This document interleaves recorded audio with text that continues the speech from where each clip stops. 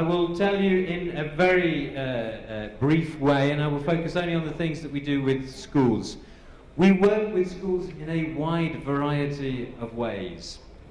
Probably the way that you know most about is to do with teacher training and teacher development. As you know, the British Council has very, very large teacher development projects in different states around India. We also work in the area of school leadership as well, and if there are schools here that are members that have the International Schools Award, many of you will know this, that the British Council runs leadership workshops for principals. We also work in the area of English language content as well. The British Council is an authority around the world on the teaching and learning of English, and we have developed content, a lot of digital content, especially here in India, along with tests that look at assessment of language proficiency. My own area, the work that I'm working on, is in quality assurance. So, as you can see, within the British Council, there's a wide range.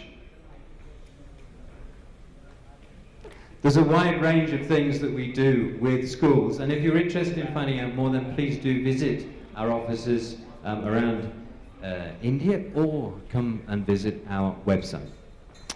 Okay, has anybody read the program? Yes? Good. What is this session called, according to the program? Okay, now, universal education, as far as this session is concerned, is about education for all in respect of teachers and principals. So we're not really talking about universal education for students who have different abilities, for example. We're going to focus in the next 25 minutes on development, access to development opportunities for teachers and principals. Okay, to begin the ball rolling, can I just ask you to raise your hands if you are a principal? Quite a few, that's right, quite a few. Can I ask you to raise your hands if you are a teacher? How many there? Quite a few? More than quite a few, okay, so I think there are more teachers. Well, we're all teachers, aren't we? That's right, we're all teachers. Okay, can I ask you to raise your hands then if you are neither a teacher nor a principal? Okay, who are you? What are you doing here?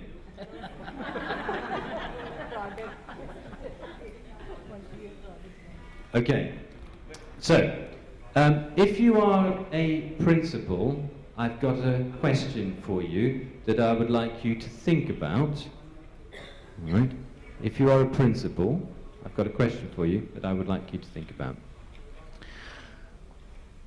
In terms of deciding what kind of development is necessary for a teacher, a probable starting point for that is to decide what kind of teacher we would like to have at the end of that development opportunity, whatever it may be.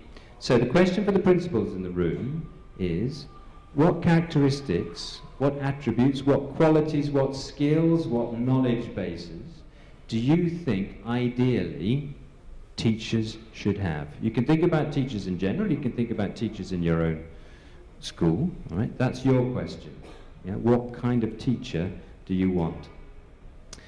I've got a question for teachers in the room. Can anybody guess what that question might be? That's right, what kind of principal is it that you would like? Do you want the authoritarian one? Do you want the participatory one? Do you want the consultative one? Do you want the kind, caring one? Do you want the decision-making? What kind of principal would you like? If you are neither a teacher or a principal, you can choose. Right? Okay. We've only got now 27 minutes or so. So can I give you just 2 minutes of quiet time for reflection, and then I will ask you to give me the answers to those two questions. Thank you.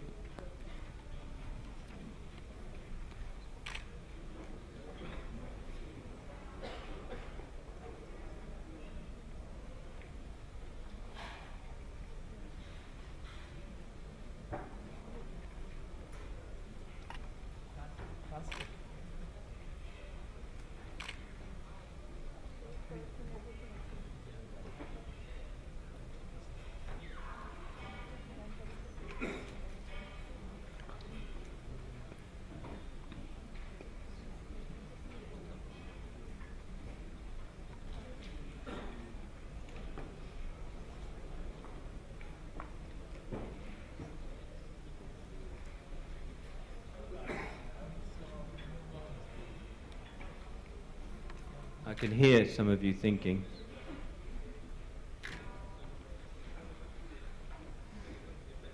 Okay, so that was about a minute and a half, not 2 minutes. All right then. So let's start with the principles. Qualities of good teacher. What kind of teacher are you looking for? Self-driven. Say it again. Self-critical. Self-driven. Okay. Rather than having a chauffeur, you mean? Committed. Okay, self-driven and committed. Committed, yeah. Committed, okay. Caring? Knows about the teaching learning process. I like that. Like that very much. Okay, so knowledgeable about teaching and learning process. Okay. Brings about an inclusive atmosphere. Develops inclusivity in the classroom, or not just in the classroom maybe, okay? Must be what? Must be a DOT teacher. Must be a biology teacher, why? What's so important about biology? Devoted. Devoted, okay, sorry, devoted. Sorry, it's my accent, I'm sorry. Devoted and creative rather, okay, yeah. What do you mean by devoted? You mean devoted to the cause, the children, the school, that kind of thing, committed, okay. Committed to knowledge. Okay. Good interpersonal skills. Motivated. Okay, hang on a sec. Good interpersonal skills, what do you mean? So, very good relations within the students, with the peers, teachers, as well as the parents, with all the stakeholders, whether it's management, whether it's anybody. Okay, you mean they don't shout at anybody, they talk normally and they understand, they listen. There has to be a strong connect between the child. Okay. The child is able to learn as long as there's an emotional connect. Okay. An absence of fear whatsoever. Absence of? Fear. Fear. Wow. Fearless. Okay, fearless. Yeah. I like that one. Okay. Should know that teaching is not telling. Teaching is not? Telling. Okay, so not overly didactic then, okay, yeah, yeah. All right then. Expressive. Pardon? Very expressive. Expressive. Should have good communication skills. Okay, interpersonal skills, communication skills. Okay, let's just stop there. Just want to make one quick comment before we move on to the teachers and the idea of principles. All of those things are really, or not all of them, are all personality things, aren't they? So that's quite interesting from what kind of development opportunities should we make available for teachers, because some people might argue that you can't train personality.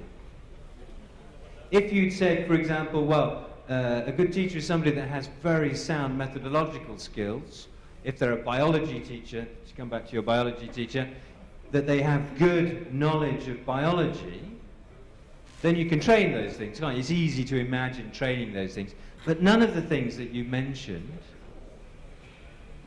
are knowledge-based. They're all to do with personality. So, the subject knowledge is a must. The teacher must have a good subject knowledge.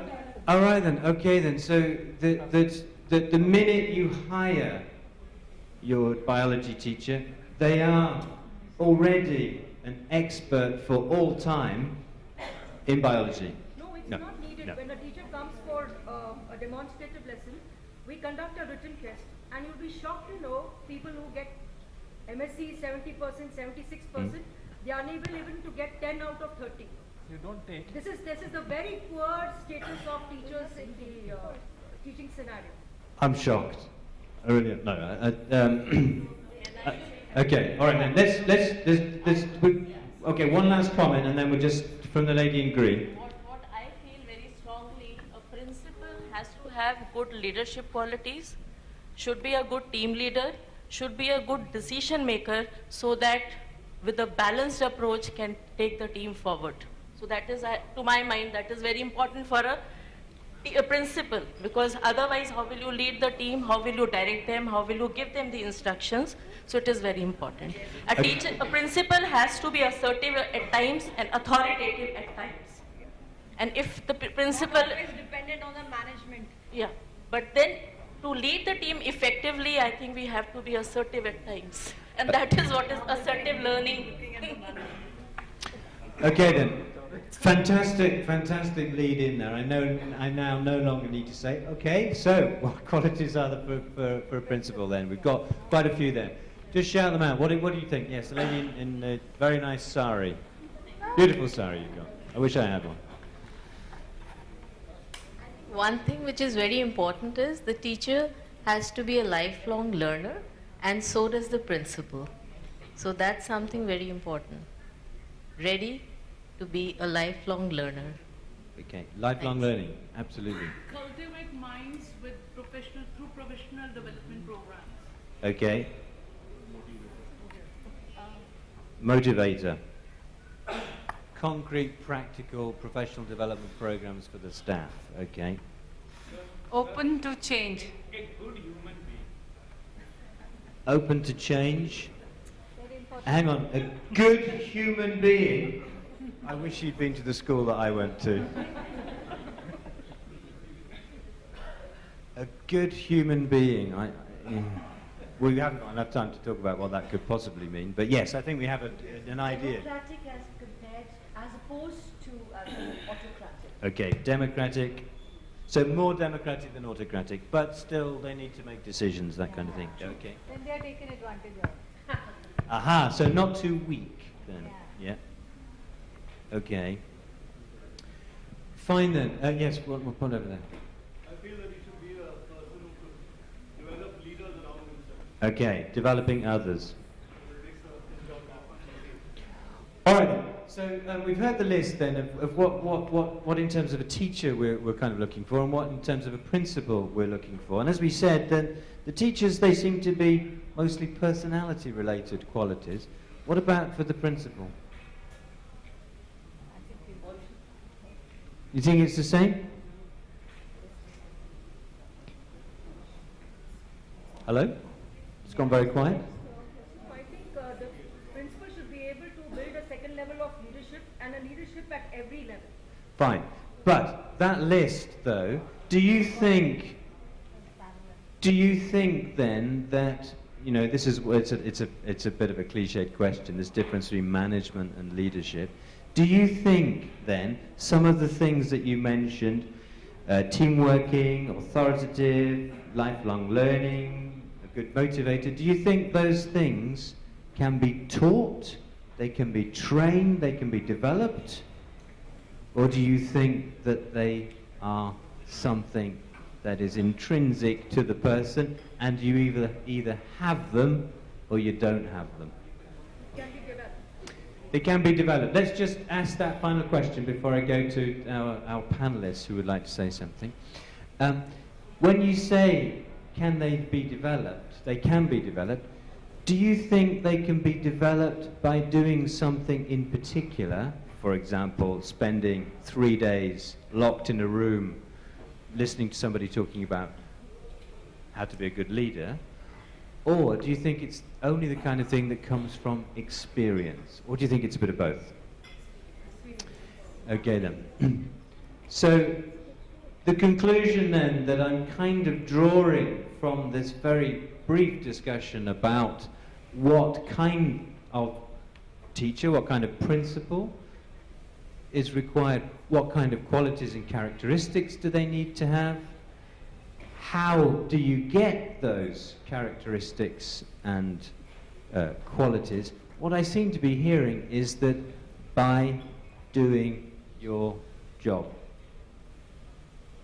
Is that a reasonable conclusion?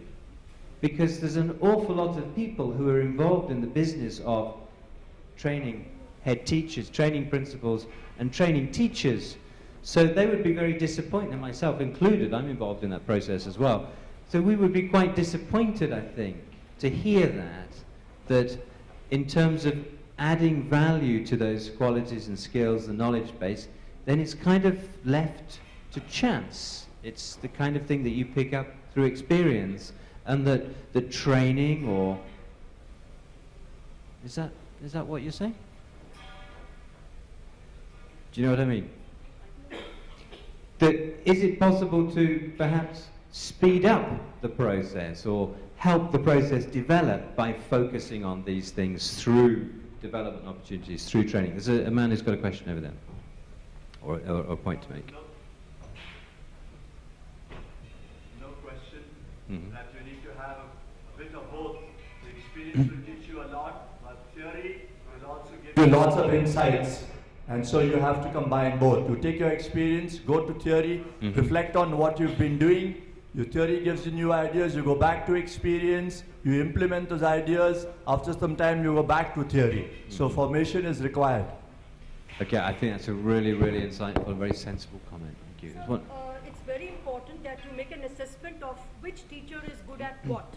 And then accordingly you arrange for workshops. Let me say I have a group of teachers who are very good at planning, and there's another set of teachers who are very good at delivering. There's another group which is very good at evaluation. So depending upon the area, some person is weak at the interpersonal level.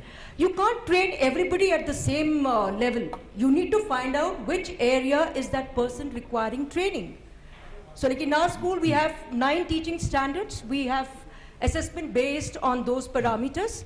And we find out which areas, which teacher requires training. And then appropriately, we get the trainings done. Thank you very much for that. What I would like to do then is I would like to invite Mr. Krit, isn't it? Yes. Who would like to say for his esteemed panelist? Thank you. I'm Krit Serai, Principal Satluj Public Schools. My core philosophy for the theme was universal education, and quite a nice topic, assistive learning strategies and learning designs. So I think this one formula which I came up with was TDM, teaching, display, and marking. So it's it's kind of a general term, but teaching is quite broad, including the learning process. Display is how you present your teaching through the environment, the ambience, displays in your classroom, and the marking also means your assessments. So it's a whole lot of things we can do in the learning designs. Now new technologies are coming up. The day we all decided that smart class is the ultimate tool, and now there are a lot of innovations coming up that smart class is not the only thing. There are a lot of things more which can be added to the smart class.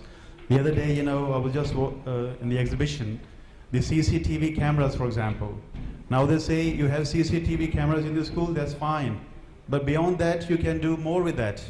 There are a lot of things, evolving is there. In the end, I just want to say that every school, they have their own systems. And there's no need to copy blindly each and everything. So make your own systems which are suitable to you, but do evolve all the time. Thank you. Thank you very much, Krit. Thank you very much indeed. Did you want to say a few words as well? Myself, Anil, President Narayana's Kids Washing. I am coming from Vidya region, a rural area. So I have started my school before 4 years with 100 students. Now we are having 450 students. Basically, I am a teacher, and that's why what the new projects we have started, today we have discussed many more things. The important aspect in the learning and in the education system is the teacher. You know very well, he should be very trained, he must be a devotee teacher. I told that he should be passionate. and he must have the interest in teaching. Unless and until you don't have that interest in teaching, no one can be a good teacher. And we are focusing always on what? On the teaching, teaching and teaching. No one is thinking about the student, how to learn. What my base is that we are going to teach the student how to learn. It is one of the more important points today we should have to discuss. Because Karan sir has told about the nutrition, that is also one of the important factors. Not a single factor is affecting the teaching process. This is a cumulative effect of all. And therefore, one should have to concentrate on all these subjects in different sessions. Here we are discussing only about what the teaching and about the digital. Digital systems, these are very helpful in teaching. But with that, we should also have to incorporate our traditional methods also. You know very well the Gurukul method was there in India. Now we are following all these English methods. But what good things our forefathers they were having, Shruti, Smruti, and that type also should be incorporated in the education system. So that will make more effective teaching and interested learning. Thank you very much. Thank you. I am very thankful to Reds to give me an opportunity to be here. Thank you. Great, thank you very much indeed. I think you wanted to say something too.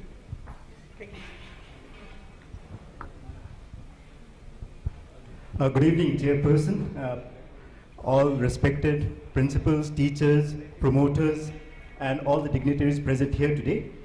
I'm Prafulla Pradhan. I represent Confluence World School, and it's indeed a privilege to share my thought on universal education, assistive, and learning designs for all. Being a young principal, there is not much of experience from which I can draw out a thought and share it with you. But however, I can definitely share a reflection that I had from from today and yesterday's seminar that has gone on, and draw a parallel to the discussion that we have ahead. Amongst all the speakers, I could actually see two distinct type of speakers. One were the promoters and the other were the educationists in the last 2 days. One thing I did notice when the promoters did come over to the dais to speak was that there was a lot of shuffling of feet towards the exit, and there was a lot of, let's admit it, that it was more of a feeling that it should be the educationist who should be taking over the dais. However, drawing a parallel to that situation, there are three things that actually comes out. One is there is an issue. Number two, that it needs a solution. And number three, I believe the solution can either be an inclusive or an exclusive solution. And inclusive one definitely would say that let's do it, let's design a solution in a better way. In the next year, definitely we could have a solution where there could be a way of presenting both the views of the educationists and the promoters together. And the other end, there would be an exclusive solution where you would actually be saying that definitely let's have the speakers from the promoters on one side, or the speakers from the educationists from the other side. However, if you draw parallel from history, definitely it's not inclusiveness, it's not exclusiveness that has actually won the battle all along. Definitely, you've seen that over ages, a lot of things have been tried out. Slavery, societies have tried out different forms of exclusiveness where you've tried to leave out women from the mainstream. But eventually, if you see history... Make this shorter, a little bit shorter. And you would definitely see that it's basically inclusiveness which actually brings about a better strength, and definitely it brings out a better result and adaptability and strength in a society. So therefore, no difference in an educational situation too. We need designs that are more, that could actually focus on in being more inclusive, in basically being able to include even the slow learners, children with disability too. And at the same time, such smart designs would definitely lead the future in education. Thank you. Thank you very much indeed. Thank you. Okay, this has been a very, very brief session. I know there's, it's impossible, really, to deal with the range of opinions that there are. There's the man here that would like to get in and speak. We have another speaker here. So can we make these the last two contributions, because I've been told that I'll be fired unless we finish very shortly. Good afternoon, everybody. And I'll say educators, because whether they are promoters or they are in the schools, all are connected with the line of education, so they all are educators. So good afternoon and good evening to all of you. Many discussions went on, and like rightfully said by one of my colleagues, that every school has a different character, different system, different procedures. So what fits into my system may not fit into the other system. So it is very important that we devise our own system, keeping the national framework in mind. And we should create a stress-free environment in the school, because at the end of the day, our education should provide a lifelong learning to our students. And that is our main and core duty. So we have to keep that in mind, and then accordingly we should evolve ourselves and design certain strategies to make our teaching more effective. And in the end, I'll say, a lesson well taught is a lesson well caught. That is very important, that we should remember all the time. Thank you so much. Thank you very much indeed. Okay, thank you for your kind words, your insightful words. Thank you for listening to what the panelists had to say. I just want to say 4 things that I picked out from the discussion today. Something about celebrating differences, about finding solutions that work in your own context. This thing about lifelong learning for students, but also for teachers, that came up. That's very, very important. The third thing, which I think the point that you made, which is the most important one, is about this thing about being passionate about what it is that we do. If you're not passionate, if you don't like children, then really it's extremely difficult to be a very good teacher, isn't it? If as a principal you're not actually passionate about your job and about running a school, it's difficult, isn't it, if you're just going through the motions. And in terms of identifying development opportunities then, what seems to be coming through there is that a mixture of experiential opportunities and of formalized training opportunities, and that these are specifically targeted following an assessment of what it is that we need to develop. Those, for me, were the main points that came out of today's very brief and rushed session. So thank you very much, and the best of luck for the future. Thank you.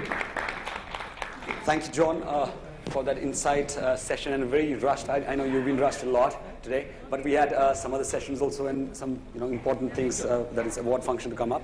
Now, I would like our president of ELETS, Mr. Narain, to just give away the token of appreciation to all our members in the session here. I would call out the names of the people, and the certificates will be given. We'll start with the session chair, John, the senior trainer consultant, the British Council, New Delhi.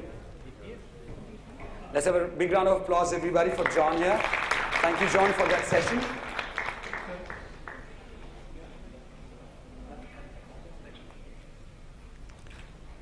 Ms. Prafulla Pradhan, that is Principal, Confluence World School, Rudrapur.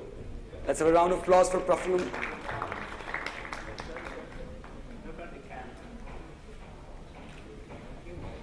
Dr. Upendra Kaushik, Regional Educational Officer, Bhartiya, Vidya, Bhavan, New Delhi. They have left, might have a flight. Okay, we have Ms. Krit, Serai, that is Principal, Satluj Public, Panchkula. Ms. Krit, Serai. Krit, Serai. Sorry, Krit, Serai. Let's give a round of applause, everyone, please.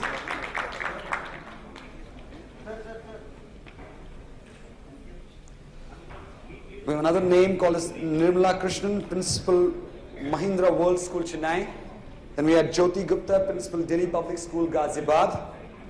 Archana Narain, Principal, Indian Heights School, New Delhi. Anil, Ms. Archana Narain, Principal, the Indian Heights School, New Delhi. Yeah.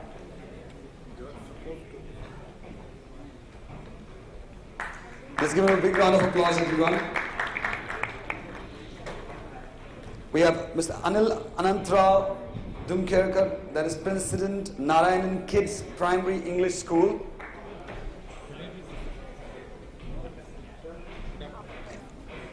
No. Last but not the least, Mr. Shashi Banerjee, Principal, Shiv Nadar School, Noida. Yeah, they have already left for the flight. Thank you everybody for that session, and we'll be